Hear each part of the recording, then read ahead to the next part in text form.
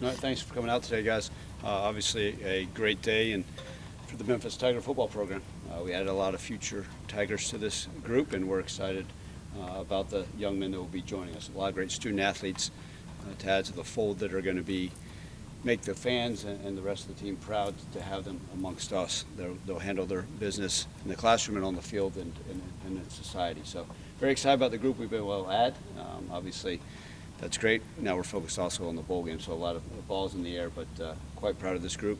Credit to our coaching staff and our support staff for putting a lot of hard work to make today come to fruition, and we still are not done. So there'll be some more names. I'm sure they'll come out publicly, whether it's later tonight or in the next couple of weeks, because that's the nature of the game. Recruiting never ends, and we're excited to continue to add guys to the fold in the ever-changing days of college football. How do you feel about, I know you probably get this every year, but how do you feel about your mixture of high school and JUCO guys you got? Yeah, look, I think it's right, find that fine balance of you still want to recruit high school guys, and we always will. Still want to recruit junior college guys and then transfer guys, but it's find that fine balance. And you look at the roster and you sit there and say, okay, well, do you need to have this number of freshmen, this number of the others? You know, one of the other things that's changed is, you know, COVID numbers are still involved, right? And so you sit there and look at the years added, like a guy like Jalen Allen who's announced he's coming back. Well, had he gone, then do you replace Jalen Allen with a transfer? Do you replace Jalen Allen with one of these younger guys, one of these freshmen coming up? You know, so you kind of look at those things. Like the COVID numbers are still tied into this whole deal. But I think it's find that fine balance.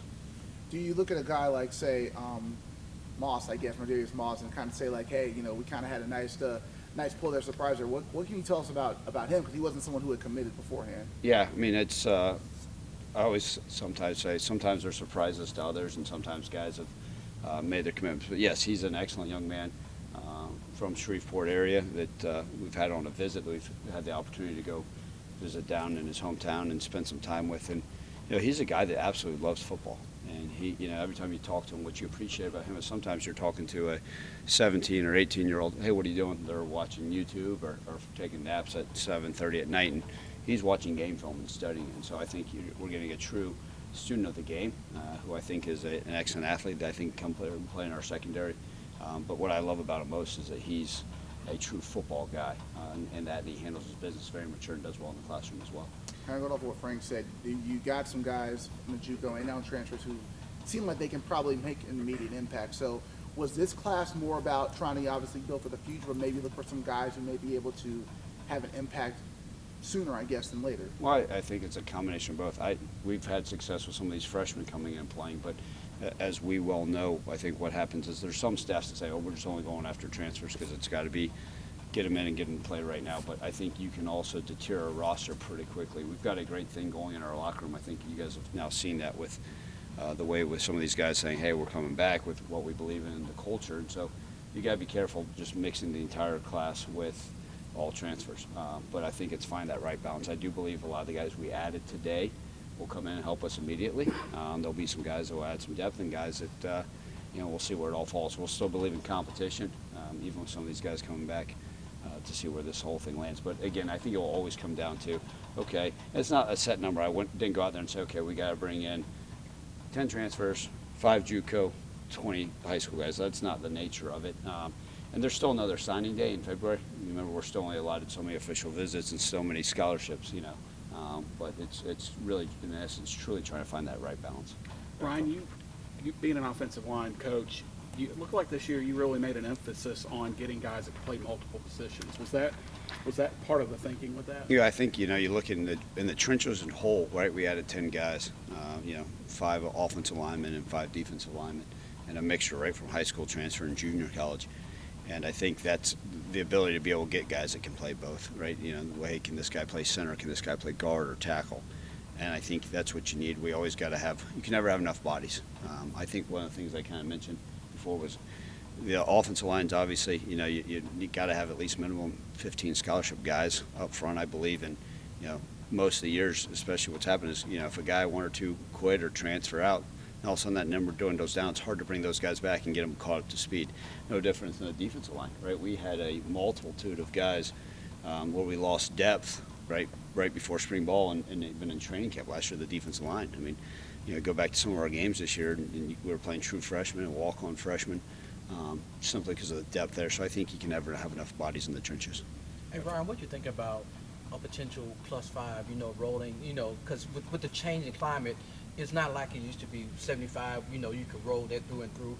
What would it take to get that, like, that extra 5, to get that buffer in there so you'll have that cushion in there for when guys leave unexpectedly? Yeah, I think what's going to ultimately end up happening is, and I mentioned this in the last press conference, the current model is, it's going to be hard to sustain it, right? You may sit there and say, you go look at some of these rosters, I'm like, geez, School X has 95 guys currently on scholarship. Like, how's that going to happen? Well, they're going to remove 10 guys. Or 5 are going to leave on their own, they're going to remove another 5. Now, all of a sudden, they're back at their 85.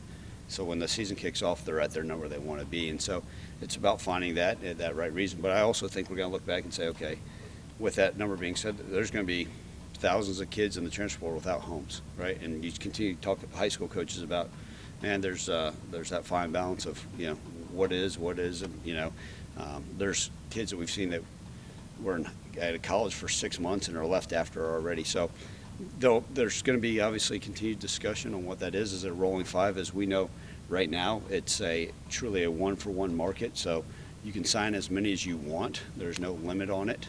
But as long as you're at 85 by opening kickoff, that's kind of the nature of this whole thing. I talked to Chris Morris, and he said the relationship with you goes years back. So when you're grabbing a guy out of junior college who normally you don't know him all that well, how did that go, getting Chris Morris who you've already known? Yeah, I mean, you think about it, going on, this is one of those deals where you talk about being in a city for as long as I have, going on year 8. Well, I've known Chris Morris, and not to get no NCAA infractions there, but like I've known him since he was a young pup, right? I mean, 7 years now I've known of Chris Morris. He's seen me, he's been by our camp, he's visited with me, he's spent time with me. I've seen him at other places.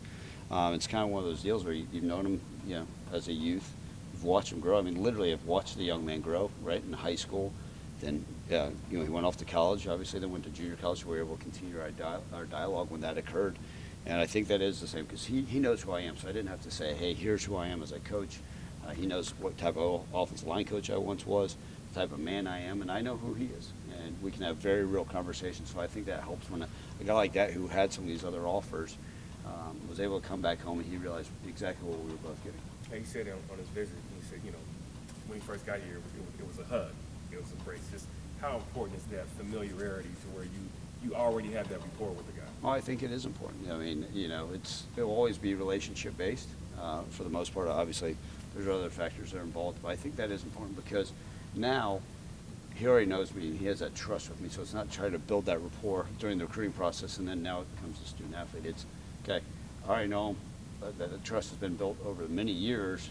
Now the recruiting process, in essence, was not easy, but it sold itself with our relationship. And then now getting here, he's just ready to get to work and doesn't have to ask the why questions. He's just ready to roll.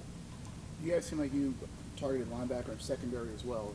Were those 2 areas that you probably are going to look at, obviously, with Zay, Tyler, and Q leaving out here? Well, I mean, yeah, you look at it, we did add some of those bodies in the transfer portal from that, especially at the linebacker position. But, anytime you lose 2 quality starters, you got to look. We got great depth on our roster right now, and those guys will come in and add some competition for sure. But I think you look at it and you say, okay, where are some of the immediate needs? Where do these guys fit in? Plus, it's also, you never want to turn down a great fit. And so sometimes there's a guy like, man, we may not necessarily need this position because we got this player that's coming back. But if this guy helps us, we can add him to the mix and find him a way. And just because it may be a position-specific guy, but maybe this guy's a 4-phase special teams guy, and he gets 20 plays on 3rd down. Now all of a sudden we've got a guy that's playing, 45 snaps a game. So I think all that factors into it. So were they specifically were they priorities, or was it just like you said, it's getting players who can fit multiple needs? Oh, every single one of them is a priority. I mean, I will. Every single guy that we signed today is an absolute priority. Whether it's a freshman who may not play, or maybe it's a freshman that becomes a starter, or a transfer that will come in and be an immediate starter. Ryan, back to kind of Frank's point, but the other direction, you talk about Chris, and kids you've known since he was little. Have you even, I know it's been crazy, but have you even started to reconcile how you're going to feel on Tuesday when that clock hits 0 and some of the guys you've known on this roster for 6 years? Yeah, I haven't thought about it. It's like we've talked about, some of those relationships have been for 6 years, right? We go back and talk about Matt Dale, even before senior day. You guys had asked about the relationship that we've had, with some of those guys, and I have not thought about it. Now, last night I was watching.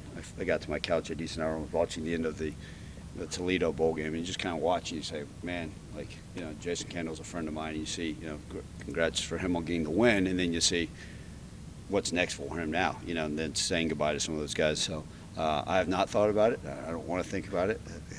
But, look, I'm just excited to be able to enjoy this journey with those guys for another week. Looking forward to a great trip to Dallas and playing a good football game. Hey, come around. What do you want to get out of this extra couple of weeks, other than coming out with a bowl win and coming out healthy?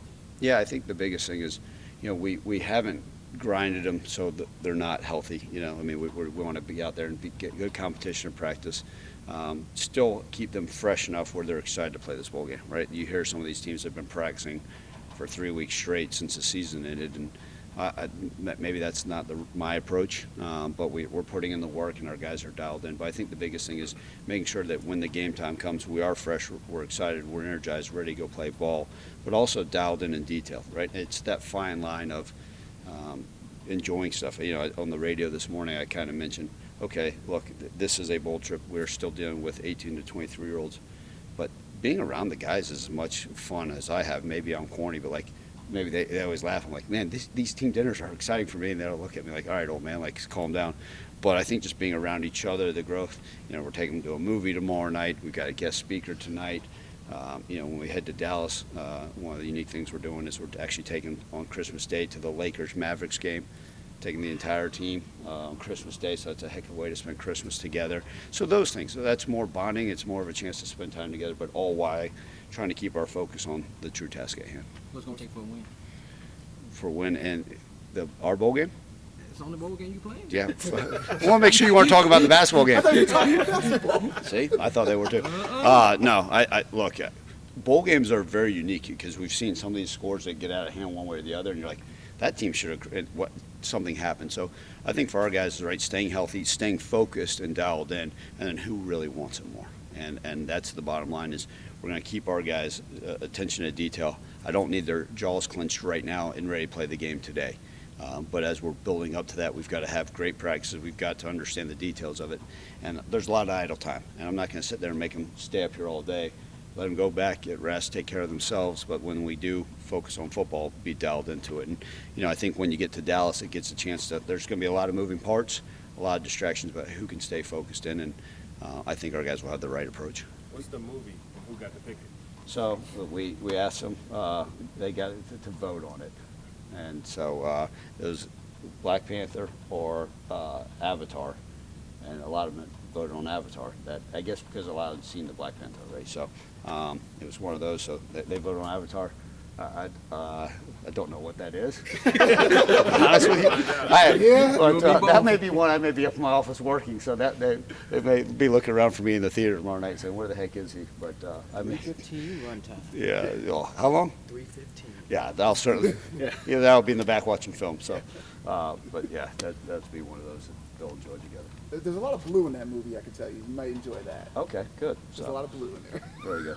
I don't know if I can sit still for 3 hours and 15 minutes, unless I get popcorn and you maybe show some football clips in there, but I can watch film for that long, but I don't know about a movie. Or at this time of year, I might be sound asleep halfway through. For the bowl games, are you looking at it more as obviously you want to finish the season strong, or do you see it as a chance to kind of build some momentum for next year with with the guys who are coming back and everything? Yeah, Evan, I think right now, and I know we talked about this last week in the press conference. Part of it, the biggest thing is going to get this win, right? It's finishing this season strong is the number one deciding factor, absolutely. But I think then if you are able to come away with a win and bring home a trophy, all it does is just set up momentum. It leaves a positive feel in everybody's brain. Okay, man, not the best season, not what everybody wanted, finished the right way. All right, now we can turn our sights to 2023 and beyond. But I think reality is let's finish this thing the right way, and that's the only focus it can be. And then on the plane ride home, then it's, okay, hopefully all positive thoughts and a happy plane ride. You guys, and one thing, I don't think there was a quarterback in this class. How do you guys plan to address those? Is it kind of something that's going to be a little bit more wait and see a little bit between now and March? I guess? Yeah, I'm shocked that wasn't the first question, so I was waiting on that one. Yeah, I do think we're looking at everything, and we've been very open with the quarterbacks that are on our roster. Okay, hey guys, we do need to probably add a transfer quarterback because when you lose one, you can always bring in freshmen, but is it about finding that right fit? So we probably possibly bring in a transfer, possibly in another freshman, and kind of really, I don't want to rush any position. So, like literally tonight, okay, the dust has settled. What do we want next, and what does this thing look like, and who's left in the portal, what young high school guys are out there that may have been dropped and may have not signed, they're waiting until February, and kind of figure out what we want from there. I thought of, I think it was Kirby Smart or somebody, another coach who said, like, they weren't worried about not recruiting because the portal is definitely available. So I guess for you guys, is it now the nature of the game where if there isn't a position maybe that you bring in on the first sign day, the portal's got a lot of options that you can kind of, wait and see on maybe? Yeah, I mean, the portal's open all the way, I believe, till mid-January. Right. Like I said, there'll be some guys from our roster that will go in and then maybe say, okay, well, if we lost a handful of players here, what would the positions, what do we need to leave? And I don't want to play that game all the time, like, okay, we lost these 5, so I got to go find this one, a replacement. It's hopefully you've built the roster in a right way. Now, if you lose a certain number at a certain position, sure, you got to go out there and see what's available. But we're going to continue to look and see if there's any young high school men that, and we've got our eyes on a few that we may consider adding to the fold. Does the fact that the early signing period has become the signing period help that you don't have to worry about your verbal commits where they, if they're already inked, you can check that off your mark?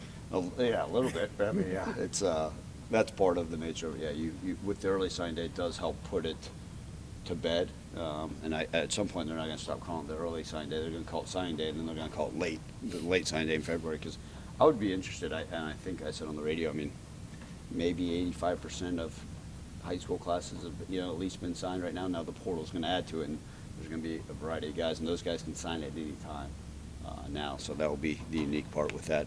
So I guess for Utah State, I guess is that's what I see down there. Anything that stands out besides them being up tempo, Blake Anderson being, disciplined with these guys? Is there anything that kind of stands out now that you're seeing more of their film a little bit? yeah, I mean, they play really hard. They play really sound, and you sit there and you're like, okay, where can we take advantage? And you study their defense. There's not a whole lot of places that you sit there and say, oh, well, maybe we could attack this individual, maybe we could do this. They just play really fundamentally sound, and I could kind of compare them to what Tulane was able to do. Like, they each don't beat themselves. They line up, play and play out, and play really sound on defense. And you look at what, I go back to us as an offense as well.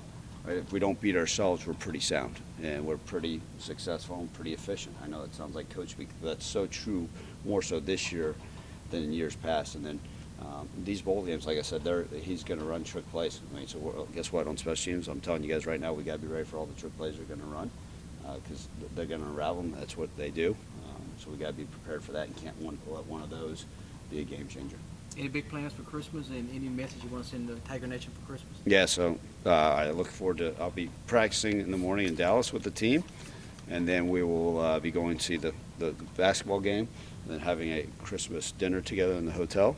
And then, but for the rest of the Tiger fans, appreciate the support. Happy holidays, a healthy and happy New Year. I look forward to obviously wishing everybody the same wishes post game, but appreciate the support, and I hope anybody that's traveling for the holidays it does so safely. But happy holidays and go Tigers.